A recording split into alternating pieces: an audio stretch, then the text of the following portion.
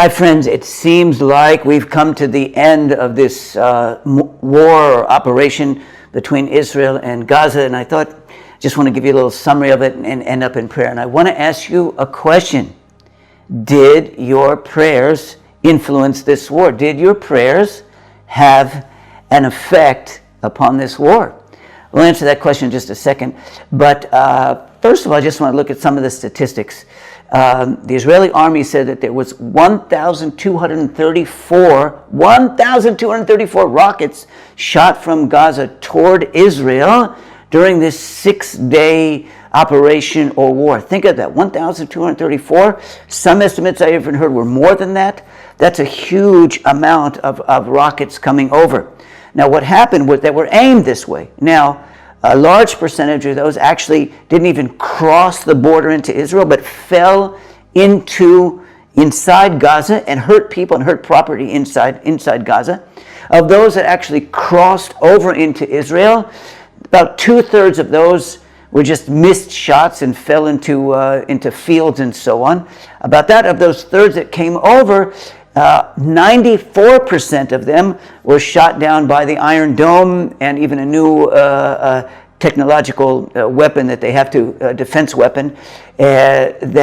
So it was an incredibly successful operation from Israel's point of view defensively. Israel on the other side went out and had many helicopters and jets going in and firing into Gaza.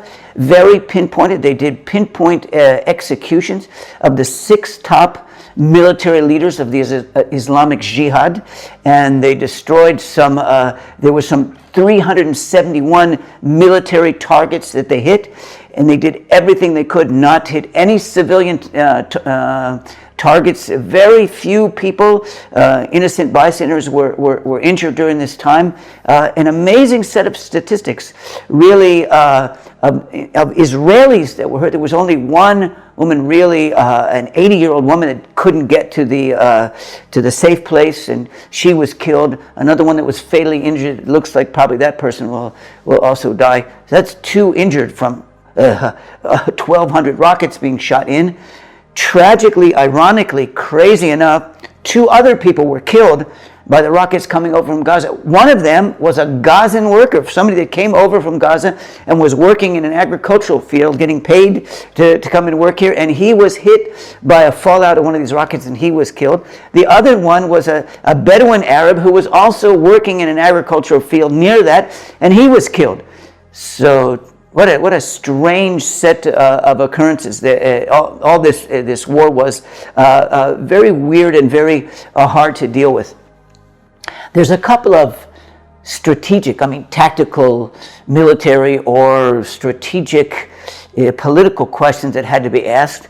One is, it was interesting that Hamas made a huge amount of effort not to get involved in this war, which was unusual. What made that happen? How were they separated from there?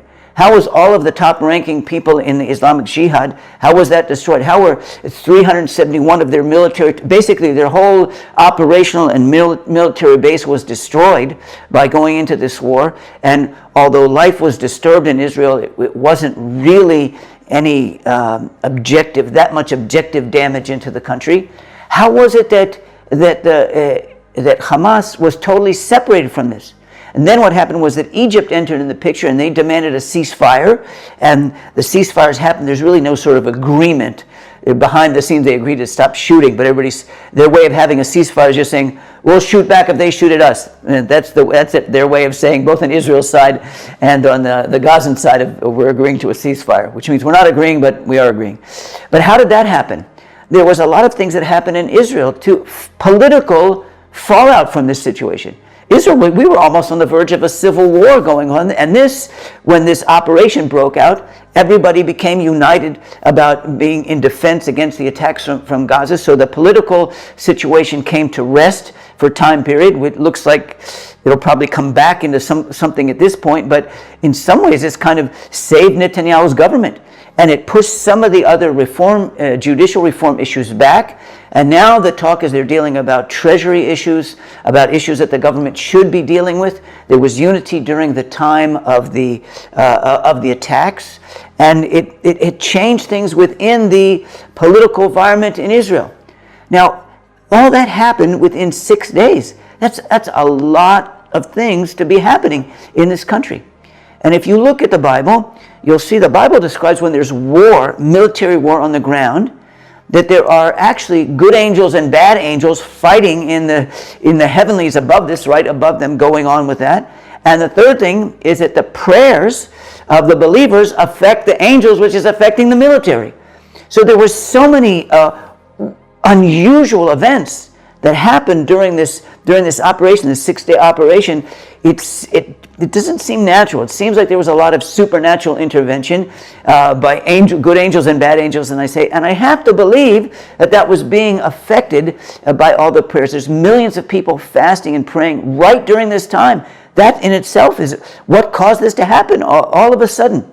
The war, the rockets, what happened, the political influence, all this going on. I think that your prayers had a lot to do with it.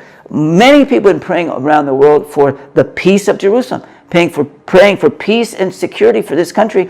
Well, think about this. This country went through a major attack of over 1,200 missiles being shot in with minimal damage, and the entire military infrastructure of Islamic Jihad was taken out, and there wasn't an intervention by all the larger Islamic radical groups in the area, and it brought peace and unity, at least temporarily, in the Israeli government.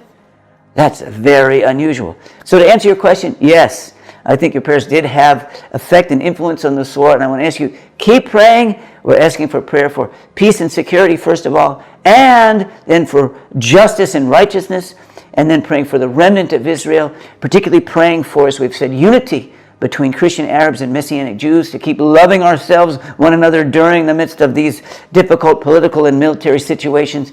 And out of all this wave of prayer is moving towards God's redemption and salvation and revival in this nation. Whew, it's very exciting. So thank you. Keep praying. Amen.